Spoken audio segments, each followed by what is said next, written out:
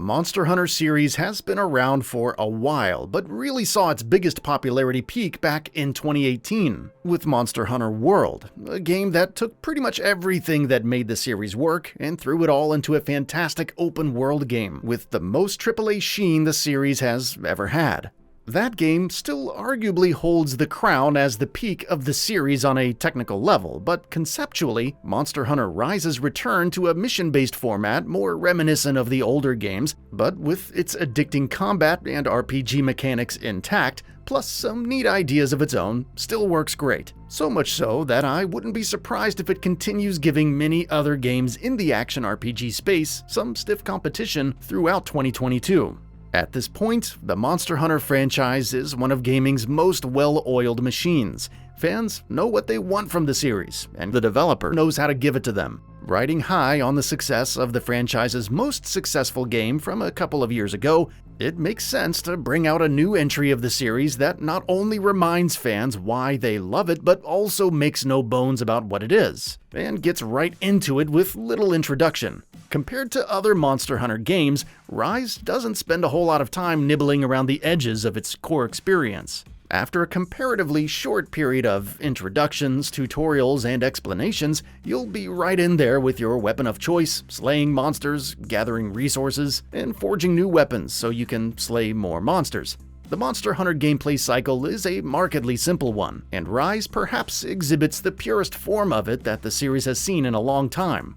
That's not to say there aren't plenty of peripheral things to devote your attention to, though. Plenty of characters hanging around Kamura Village will always have something to say, and often something for you to do, and will keep you as distracted as you'd like to be at any given time.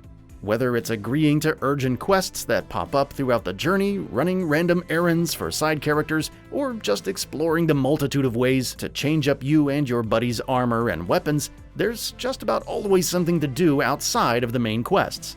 While the freedom that Monster Hunter World offered has been scaled back in favor of a more compartmentalized structure, make no mistake about the sheer amount of content here. If you've ever found yourself enjoying the basics of a Monster Hunter game, you have zero reason to think you won't enjoy Rise. Monster Hunter Rise plays it pretty safe with its combat, which is to say it hasn't done much to change what isn't broken. The moment-to-moment hacking, slashing, and bludgeoning is reliably chunky and satisfying despite being a tad sluggish for my taste. Canceling out of certain things isn't as liberally allowed as I would prefer, and some of the more elaborate attack animations lead to long stretches of time attacking thin air if you've made even the slightest miscalculation or been faked out by a new monster that you haven't totally mastered yet. Still, this is something that experienced monster hunters should be well prepared for, and it certainly makes you all the more calculative in your approach. It also makes nailing a series of direct hits on your target infinitely more satisfying than it would be in a more forgiving game. The arsenal of weapons and armor for you and your compadres doesn't feel quite as robust as other RPG heavy hitters of today, but it's certainly enough to spend a solid 20 to 30 hours messing around with before seeing the entirety of it. Same goes for the monster variety. Given that so much of the fun of a Monster Hunter game is discovering new types for the first time, I won't spoil too much about the monsters here, but suffice it to say, I think just about everyone from hardened Monster Hunter veterans to newcomers will be satisfied with the smorgasbord of monsters in this one. Other mainstays in the series like online co-op also return here too. Monster Hunter Rise isn't just a jog down memory lane though. It also wisely brings in a few new ideas to make this game stand out from its predecessors, and not just feel like a lateral move for the series. Most notably, a canine companion that lets you ride through levels at greater speed, wire bugs that let you sling yourself across swaths of horizontal and vertical terrain, and a rampage mode that provides a fun defense-based distraction. Thankfully, none of these things are huge enough to make Rise feel like something other than a Monster Hunter game, but they are just fundamental enough to give owners of previous games good reason to not pass this one up. They make Rise a distinctly different flavor of a familiar experience. The emphasis on vertical exploration in particular feels like the most natural evolution of them all, and often leads to discoveries and techniques that make Rise's levels feel much fuller than they otherwise would.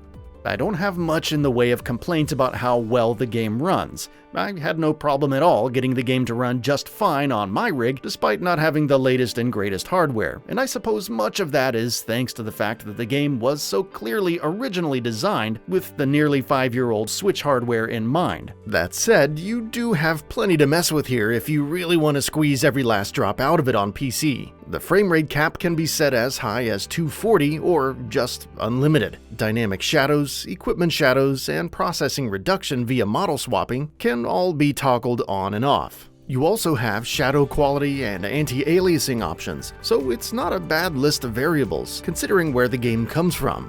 No matter what you do though, it's not going to look as good as Monster Hunter World. Still, generally from what I can tell, this is an upgrade from the Nintendo Switch version, albeit a modest one. It's not a bad-looking game, but it would have been nice to see a heftier upgrade to bring the visuals closer to that of World. As it is, I can see how it was impressive on an aging handheld device, but outside of that context, Rise's visuals aren't particularly noteworthy one way or the other.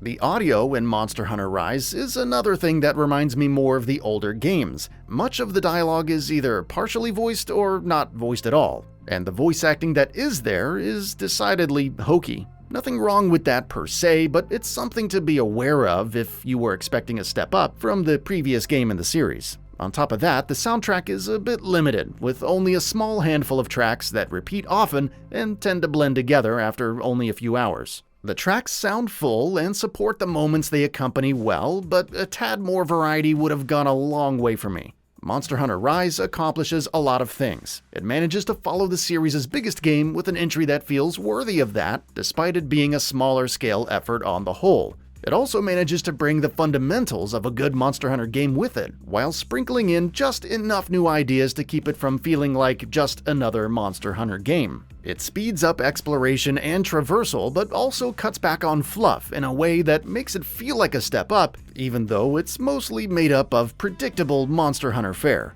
It might not expand the broad appeal of the franchise like 2018's Monster Hunter World did, but it should, at the very least, keep the regulars' appetite satiated until the franchise's next entry.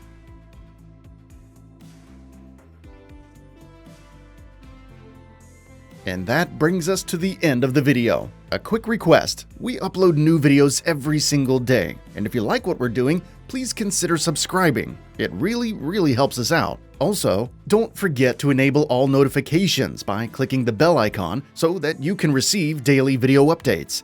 Thanks for watching.